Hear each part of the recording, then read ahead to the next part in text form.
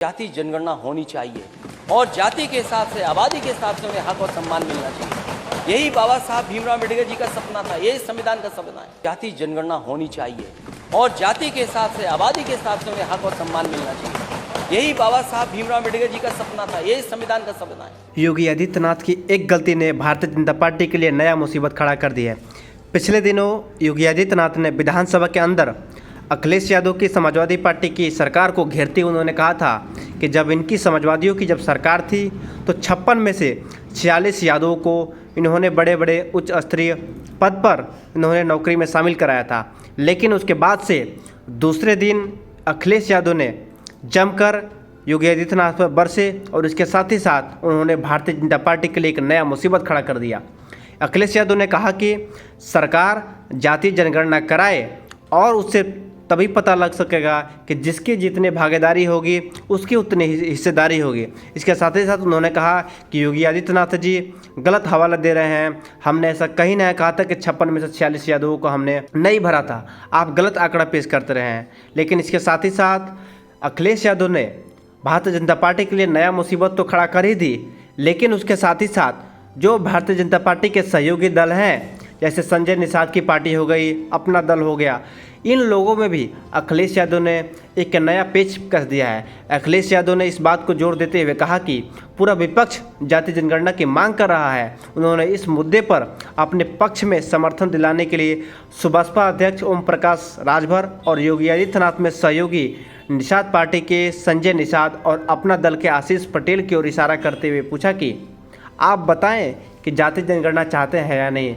इस तरह से अखिलेश यादव ने अपने तरफ जाति जनगणना पर ओबीसी की सियासत करने वाले पार्टियों को कसमकस डाला, तो दूसरी तरफ बसपा के इकलौते विधायक उमाशंकर सिंह को भी उलझा दिया।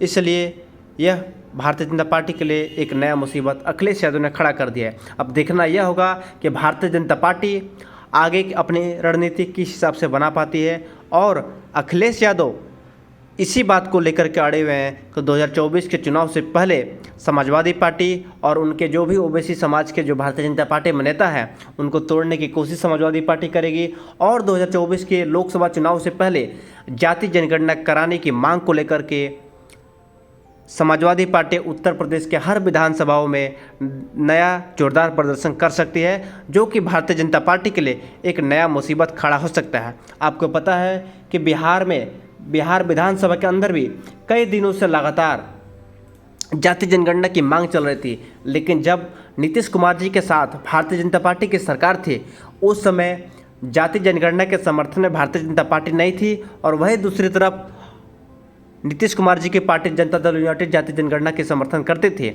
उसके साथ ही साथ उस समय की विपक्षी पार्टियां राष्ट्रीय जनता दल जाति जनगणना का समर्थन करते थे। लेकिन कुछ दिनों पहले जब भारतीय जनता पार्टी सत्ता से बेदखल हो गई, जब राष्ट्रीय जनता दल और जदयू एक साथ मिलकर के नया सरकार चला रहे हैं, तो उन्होंने बिहार में जाति जनगणना शुरू कर दी है और जाति जनगणना बिहार में चालू हो चुका है और मई तक जाति जनगणना पूर्ण रूप से कंप्लीट हो जाएगी।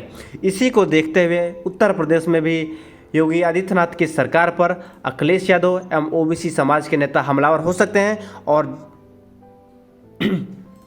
2024 के लोकसभा चुनाव से पहले एक नया भारतीय जनता पार्टी के लिए जाति जनगणना के मुद्दे पर नया मुसीबत खड़ा कर सकते हैं भारतीय जनता पार्टी के लिए। बाकी आप बने रहें, आप देखते रहें पब्लिक तंत्र।